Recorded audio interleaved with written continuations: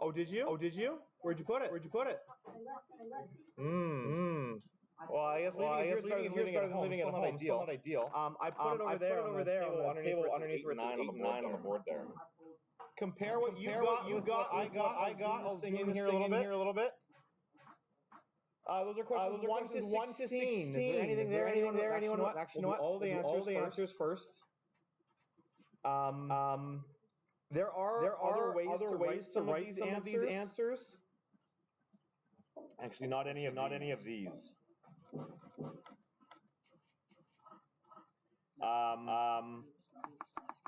Yeah, these first 16, what I've written is like the way to write them. 12, 14, you could write them either way, and I would accept that.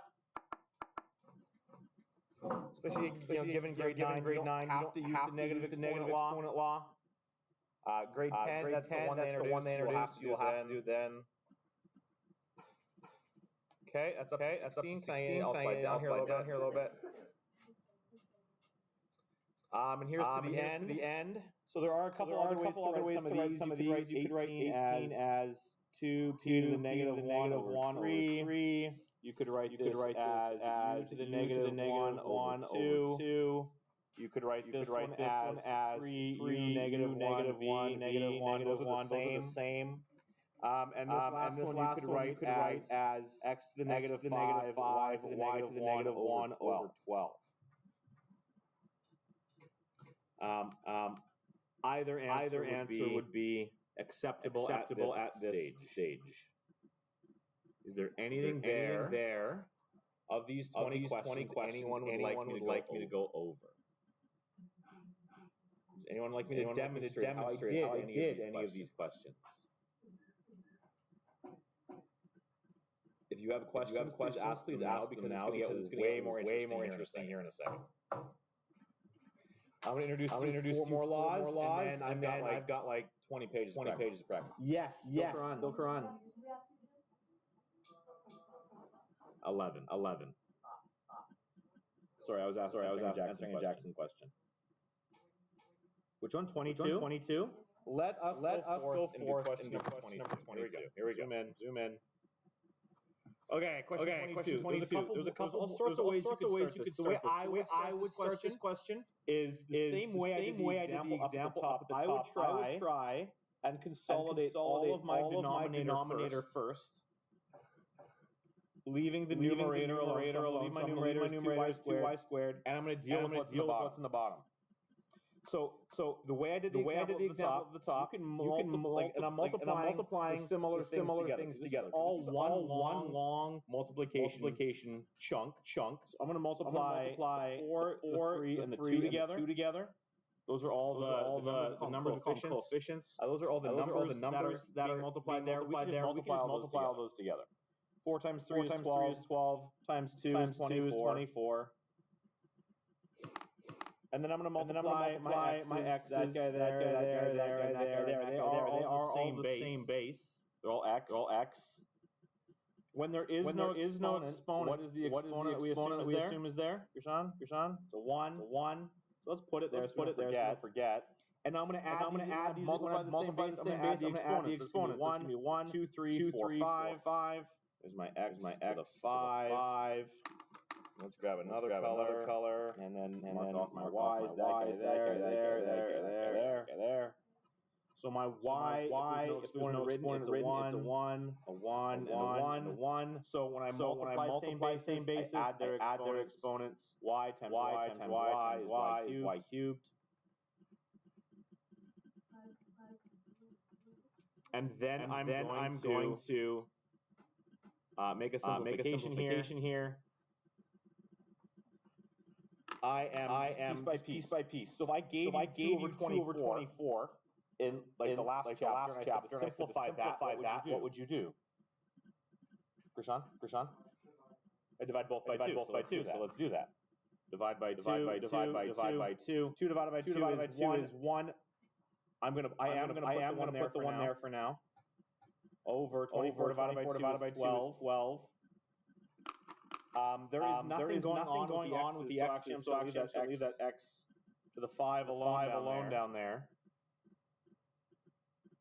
And then the last piece is dealing with these y's. Now, when we divide same bases, because that's what a fraction is. A fraction is division. When I'm dividing these same bases, yes, Jackson, I minus them, I subtract them. And it's top exponent minus the bottom exponent, and then whatever's left goes up top. So 2 minus 3, which is -1. This is going to be y to the negative 1. So I guess there's a third way to write that answer too. If you wrote it, then I would consolidate this here. When you have something else in the numerator, you don't need to write the 1. So you could leave this as y to the negative 1 over 12x to the fifth. This would be a totally acceptable way to leave this at this stage. Grade 10, write it like this. Like I said yesterday, I think like this one. And I'm actually going to write this other answer in here. Y to the negative 1 over 12x 5. Does that make sense? Did I lose you at any step? Okay. The hardest part with some of these questions is deciding where to start. There is no very rarely is there a right place to start. There is often a best place to start, but you don't have to start at the best place to be able to successfully complete the problem. Is there anything anyone else would like me to go anywhere in these? Yeah. Number 20. Okay, 20 is the same but different. Which I know makes a lot of sense. Instead of simplifying the denominator, there's a lot going on there, I'm going to simplify the numerator. But again, otherwise the procedure is the same. So I'm multiplying 2 and 3 together. We're going to get 6. Multiply my. That's a y to the 1. My y to the 1. My y is going to give me y cubed. My x squared and my x to the 1 is going to give me x cubed over 4y squared. I have the denominator. And now I'm going to simplify it piece by piece. 6 over 4. I can divide both those by 2. Divided by 2, it's going to give me 3 over 2. Now I've got y cubed and y.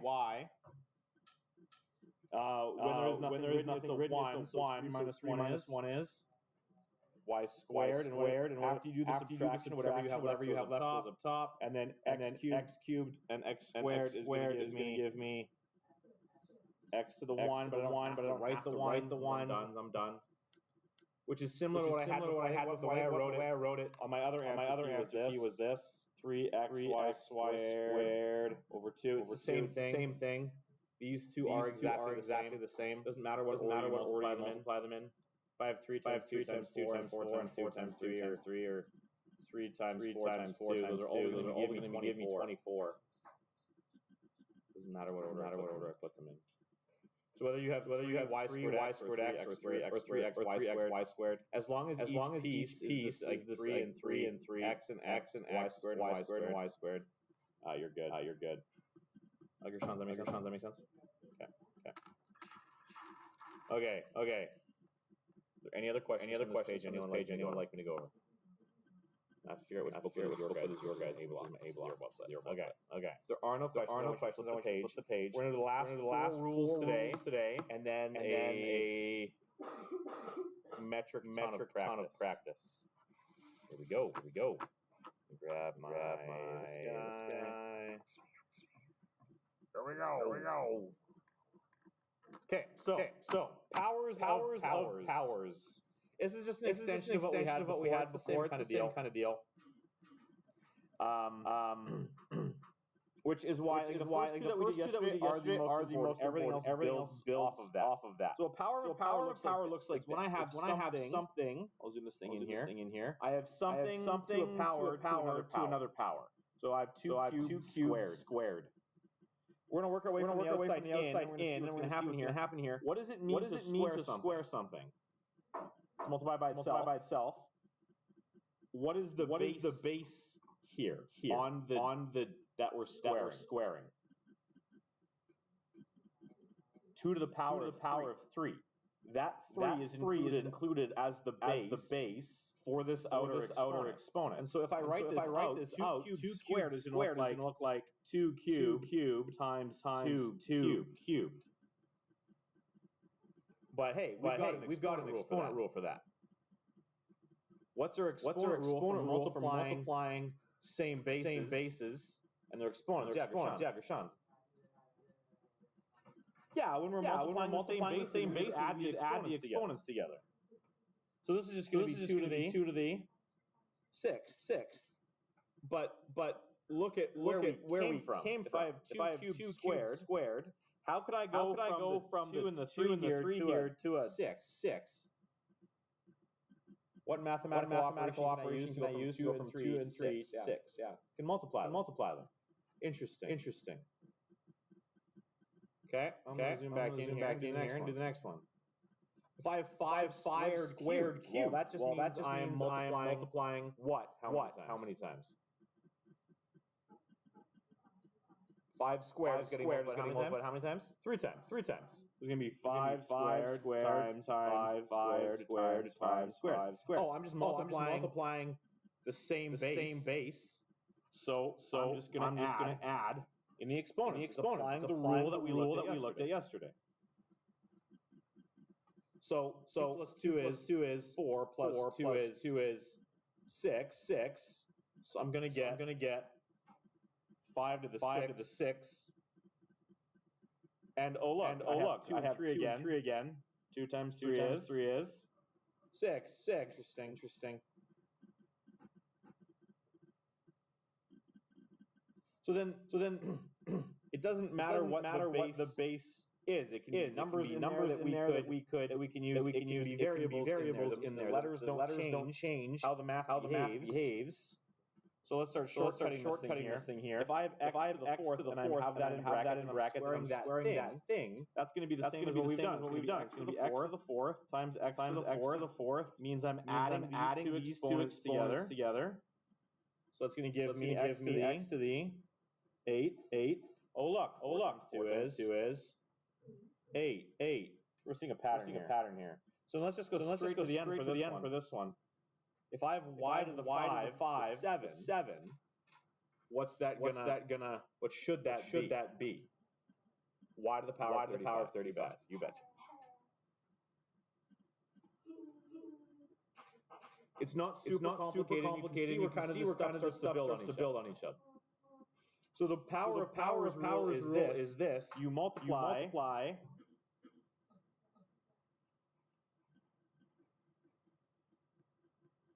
the outer exponent onto the inner. Oh. And I should probably put the word exponent there. If someone absent will be like, what does this mean? So you multiply the outer exponent on the inner exponent. So what I was doing yesterday is writing this generally. So let's do that here too. If I had something like x to the m brackets to the power of n, this would be the same as x to the power of m times n, where m and n are just some numbers.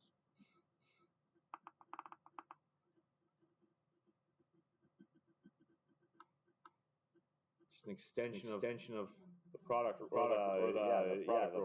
from yesterday. Questions about that rule?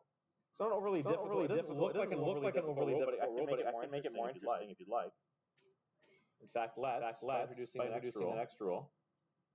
This next rule is just an extension of the first rule from yesterday and the first rule from today. What happens if I have something like this? What if I have a power of a product? What that means is this. A product means I'm multiplying things together, and then I'm putting that multiplication to yet another power. So it's what some of you were trying to do you guys are A block class. So some of you guys were trying to do yesterday. If I had 2 times y cubed, that's what's going on here. And then I have that whole thing in brackets and I'm squaring it. If this is all in brackets, all of it is included as part of my base for this exponent 2 out here. So then what does this mean? Well, it means that 2y cubed is getting multiplied by itself this many times. So if I were to write that out, I would get 2y cubed times 2y cubed.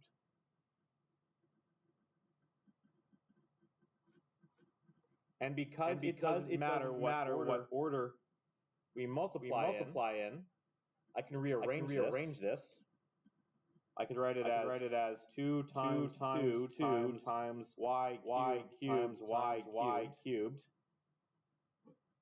which for the sake of example here, I'm going to write as, well, 2 times 2 is not 4, it's well, it is 4, not 4.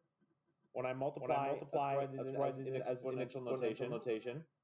2 times 2 is the power of 2. So it's going to be, for now, I'm going to write it as 2 squared, so you can see where I'm going here. And then I've got a y cubed times a y cubed.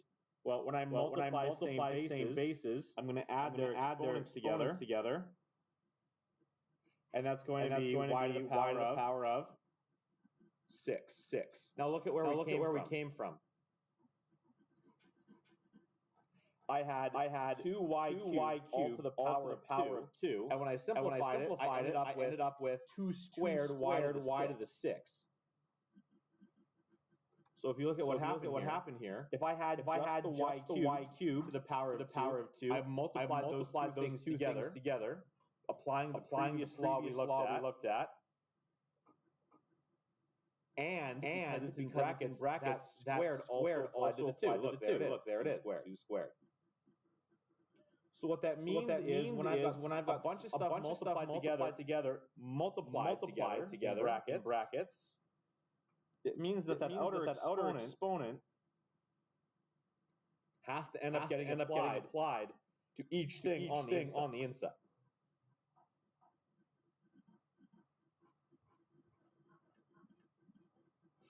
So let's take a look at how this next one would then behave. If I've got in brackets x squared y cubed.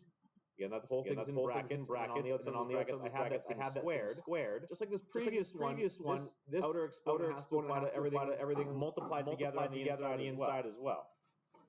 So that guy's going to apply there, and it's going to apply here. Jack, is that totally necessary? You just got here. You don't need to open food. Give it a sec. And well, how does it apply to these things on the inside? Well, it's the rule we just did. I got something to a power to another power. So these guys are going to multiply that 2 and the 3 and the 3 and the 2 are going to multiply together. So we're going to get x to the 2 times 2. We're going to get y to the 3 times 2. Zoom a little bit here. So our final answer is going to be x to the power of and y to the power of 6. Cool.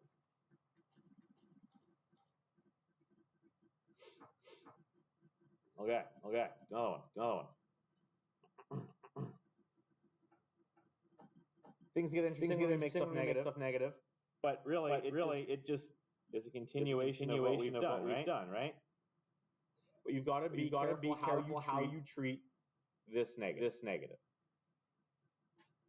Well, what do we mean? Well, I've got negative 2 times squared, and I'm bringing that 3 into everything. When we bring a power onto a negative value inside the brackets like that, we have to make sure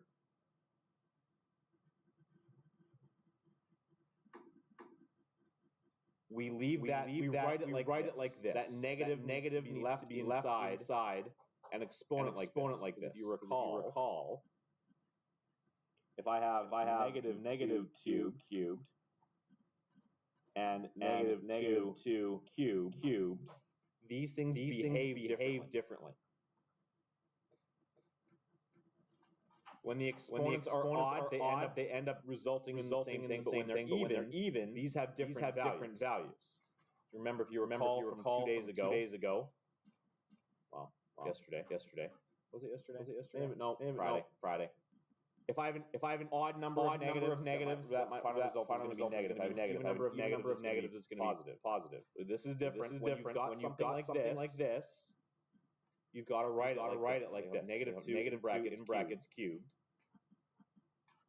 And then I'm going to have x to the 2 times 3. And now we can start to deal with this. Well, when I have a negative to an odd exponent, what we're actually going to end up getting is this. This is going to be the same as this. Negative 2 cubed. So I can write it like this. Those brackets and write it like this.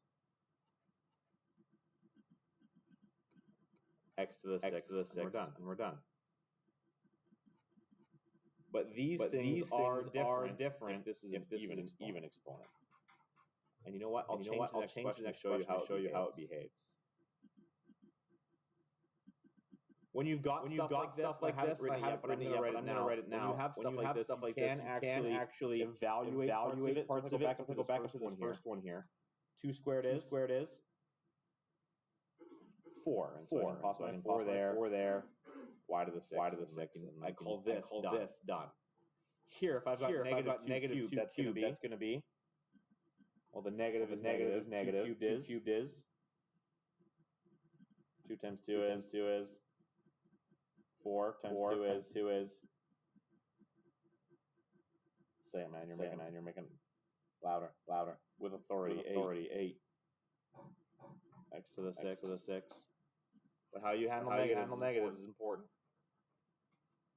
And then this last one here, I'm going to change the question to show you what I mean here. I'd like you to help me out and toss a minus sign. Kate, Jackson, are you having your whole meal right now? Or is this Liam? Okay. It gets quite. Just go for it. Go for it. Crack it open. Okay, we're at a minus sign in front of that 4. And we're going to see how this one behaves. Okay, so yeah, I'm multiplying more stuff together, but the rule is the same. When I'm multiplying a bunch of stuff together in the brackets, and I've got an exponent outside, this minus sign applies to everything on the inside. Sorry. The exponent just applies to everything on the inside. So that's going to go on the negative 4. It's going to go on the x cubed. It's going to go on the y to the 7.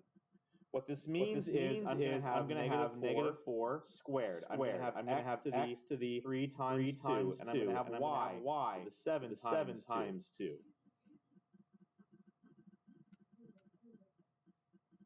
Well, I know where it's going, so it's easy for me to go faster.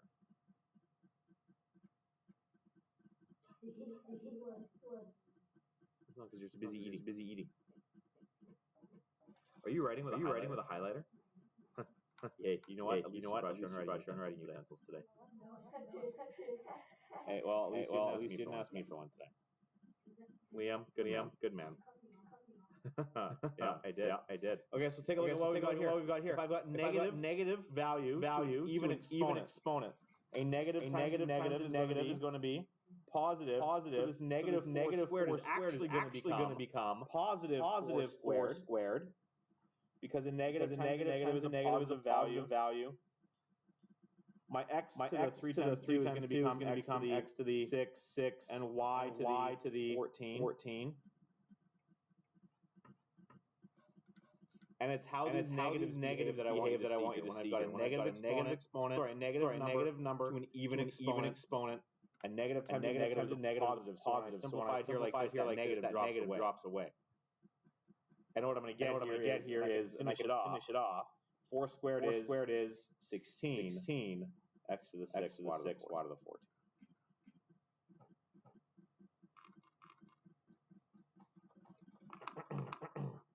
So then this law is going to be very similar to the previous one. You want to multiply the outer exponent onto each inner exponent.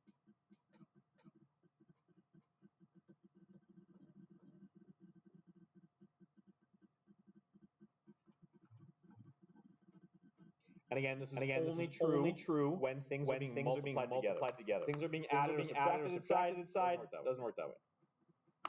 So for example, I'm going to write this as x to the m, y to the n, all to the power of p.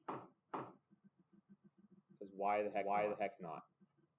P is a good letter. This is going to become x to the m times p, y to the n times p. Where m and p are both just numbers.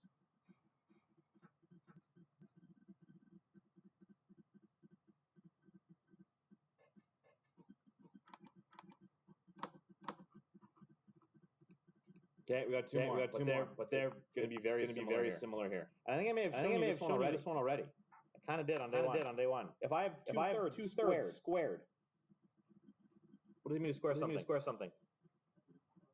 Multiply by itself. So this is going to become 2 over 3 times 2 over 3. How do I multiply fractions? Yeah, Gershon.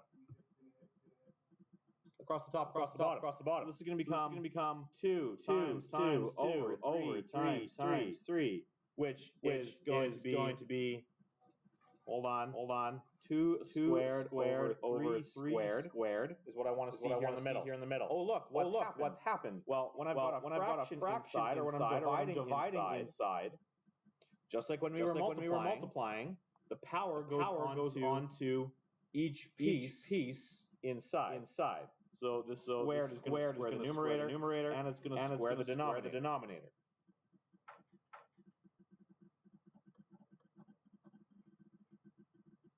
Now we can finish it off. This is, as Gershon did say, 4 over 9. But I want to see this intermediate step. If the thing says to simplify, this is what your final answer needs to look like. If it says to simplify, then evaluate, I need both pieces.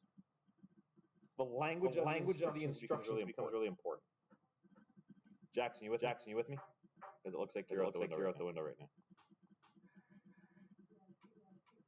Okay. This is all just an extension of the same stuff. If I've got 2 over 3 cubed, I'm squaring that thing. This thing just gets applied to the numerator and the denominator. So I'm going to get 2 squared over. What is going to happen down here? What am I going to do with these two powers? Probably going to multiply them. Extension of the rule we just looked at. So it's going to become 2 squared over 3 to the. It's going to be 6. I'm going to write it as to the 3 times 2, which is going to be I should have made more space here. 2 squared over 3 to the 6. If I ask you to simplify it, that's your final answer. If I ask you to evaluate that thing with a calculator, that's going to suck. Because 3 times 3 is 9 times 27 times 3 is 81, more to go. 81 times 243 times that thing by 3 is going to be 700 and something. So let's just leave it the way it is. 2 squared over 3 to the 6.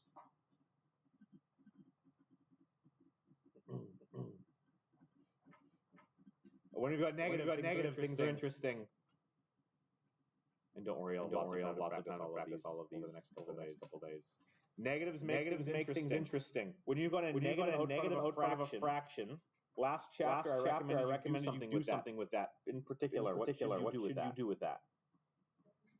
Include it into the numerator. So let's do that. That's going to get absorbed up into the numerator. And before we even apply that outer exponent, I'm going to rewrite it as, let's use green. Negative x squared over y cubed, all cubed. And now I'm going to apply this to the top and the bottom. Now I'm going to start making some shortcuts here. I've got an exponent on that negative, which means after I apply the odd exponent to a negative, it's going to be still going to be negative.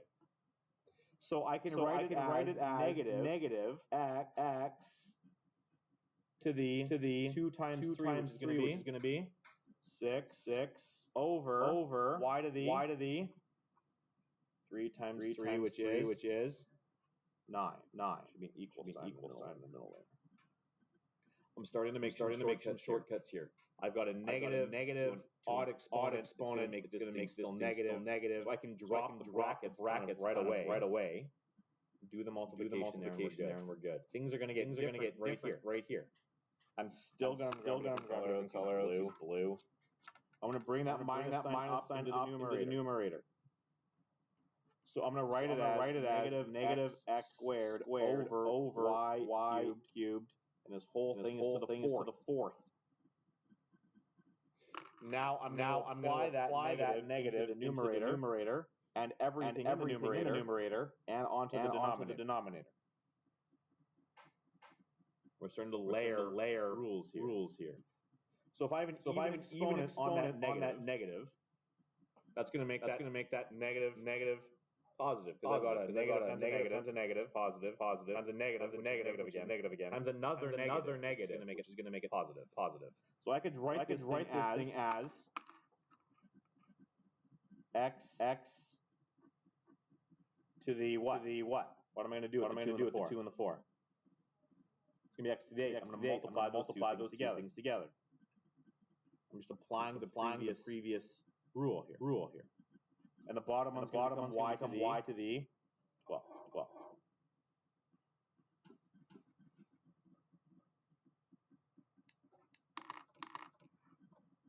So the quotient rule looks just like the previous one. I'm going to use this word apply. Apply the outer exponent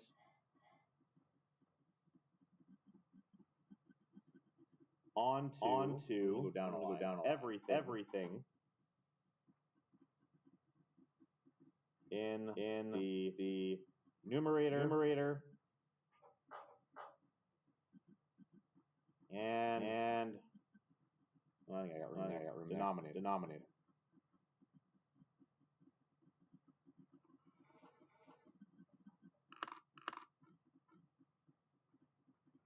And as long as you're deliberate, you have to be willing to take your time with this, which is where so many of you are going to fight me. It'll be fine. X over y, that's m, then all the power of p again. I'm going to take that guy, apply to the numerator, denominator becomes x to the m times p over y to the n times p. As long as you're multiplying numerator 2, it applies to everything on there. And there should be one more.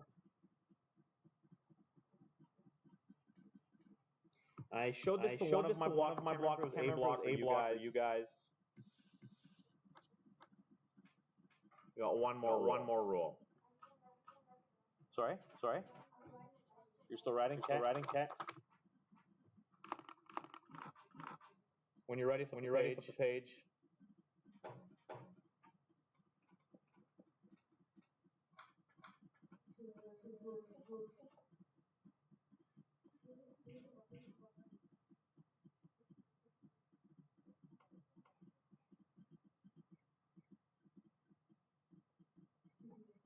Yes. I'm almost done. As soon as I'm done the lesson, you can go. I literally have one more law to do, and it's not a very complicated one. Okay. Hayden, are we good? Okay, here we go. So last one, the zero power rule. Some of you know this already. It's not a complicated one. And I showed one of the blocks, and I can't remember. So let's take a look at how this behaves. I'm going to use this table to demonstrate why what's going to happen here is true. It was part of your homework actually from Friday. Anything to the power of zero is 1, and here's why. If I've got a list of powers here, I've got a list of multiplication, and I've got a bunch of standard forms. So I've got 3 to the 5 is 3 times 3 times 3 times 3 times 3. And in standard form, those multiplied together is going to give you 243. To jump down this table, here to here, each one of these we're dropping by dividing by 3. Because that's our base, right? So dividing by 3, if you have 200 divided by 3, that's going to be 81. Dividing by 3 is going to cancel out one of these 3's that's being repeatedly multiplied together. And dividing by 3 is also going to drop these exponents. Because 3 to the 5 over 3 to the 1, I'm going to subtract those exponents, right? 5 minus 1 is 4. And this is going to be all the way down this table. I divide by 3, it drops the exponent. I divide by 3, it drops my repeated multiplication. I divide by 3, and 81 becomes 27. Divide by 3 again. Divide by 3, divide by 3, divide by 3. Let's do it again. Divide by 3, divide by 3. Divide by 3, and this is where it's going to get more interesting. Everything along the way, I think it made sense. 243 divided by 3 is 81. 81 divided by 3 is 27. Divided by 3 is 9. 9 divided by 3 is 3. And now, having done the quotient one, this should make sense too. Dividing by 3 is the same as dividing by 3 to the 1. 5 minus 1 is 4. 4 minus 1 is 3. 2 minus 1 is 1. 1 minus 1 is 0. So this is where we're going to get our rule for 0. All I've been doing all the way down is dividing by 3. Okay, well, it's interesting. 3 divided by 3 then is 1. Which is why when I asked you to write down the repeated multiplication for something to the power of 0, it doesn't make sense. You're not repeatedly multiplying anything. And why is it 1? There is no good reason why it is 1 except for the pattern that it follows here. This is the reason why anything, it doesn't matter what it is, anything to the power of 0 is equal to 1. For those of you who are interested, some of you might be in seeing the negative exponent rule. That's the same here. If I divide this thing by 3 again, 0 minus 1 is negative 1. So it's going to become 3 to the negative 1. And that's going to be the same as 1 divided by 3. As a fraction. You can see these here as a fraction. It's just going to be 1 over 3. It's interesting. And when there is nothing written, the exponent is 1. Interesting. So 3 to the negative 1 is the same thing as 1 over 3 to the positive 1. Interesting. Let's take it again. Divide by 3. Divide by 3. When I divide by 3, my exponent drops. So negative 1 is negative 2. It goes further. 3 to the negative 2. What happens when I have 1 over 1 divided by 3? Let's go off to the side here. 1 over 3 divided by 3 is the same thing as 1 over 3 times, and I'm going to flip this thing.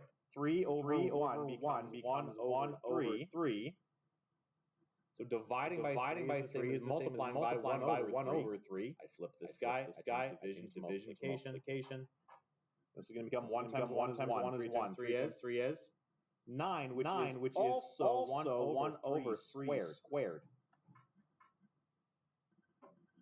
So 3 to the negative 2 is the same as 1 over 3 to the positive 2. It's not a hard rule to add. When you've got a negative exponent, all you have to do is flip the base and just what the base is, and that exponent becomes positive. Everything in pink here is not required of you. But some of you might be like, oh, that's interesting. Let me use it. So yes, and you go to the bathroom now. Let's crank these out. I know you have to, but you're not going to. It's wrong. First one is 2 to the 0 is. Remember, anything to the 0 is 1. 2 to the 0 is 1. This whole thing is not Raven. I want you outside. Give me a sec.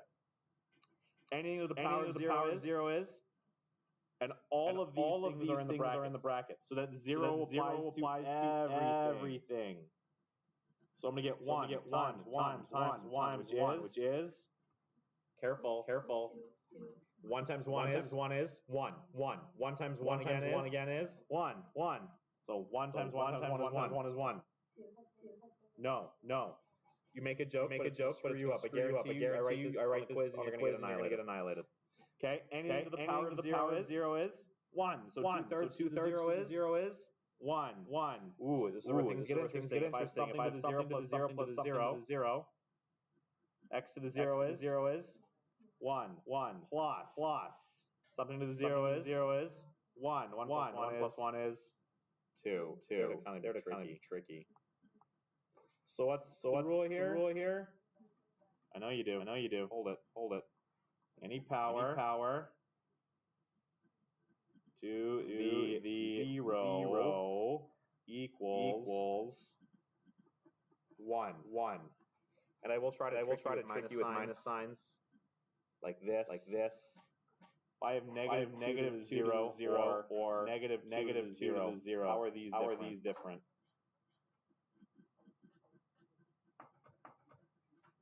What's the base in the first one? You sure it's negative 2? There's no brackets. Bed mass happens first. This 2 to the 0 happens before you apply the minus. Because that negative 1 has negative 1 times 2 to the 0. 2 to the 0 is. So this is going to become negative 1 times 1, which is negative 1. But here, that negative is part of the exponent. Sorry, it's part of the base to this exponent.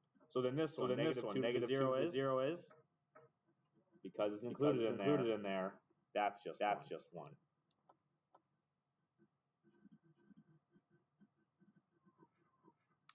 And now I'm done. Here's what I want you to do. All those rules are going to apply. On the next page, there's a whole chart summarizing those. Skip that. There are 30 questions. It's gonna be great. And I want you to do the start with the odds. If you get those done, move to the evens. So don't just do all of them in order. All the odds, and I want you to do all of the evens in that order. Yes, Jack. You may go to the washroom. You can work on the whiteboard as long as you're not messing around on the whiteboard. So I had this conversation a couple times yesterday. We do have to pay for the whiteboard pens out of the math department. We don't get a lot of money. So if we could not just leave them open or destroy them on the board, that would be lovely. I mean, some doodles are okay, but keep it reasonable. In fact, I would encourage you to move to the whiteboards. On your mark, set, go. If you're on the whiteboards, I want you working on the whiteboards, not someone else work on the whiteboards. Raven, come on in. Everyone may begin. Good luck.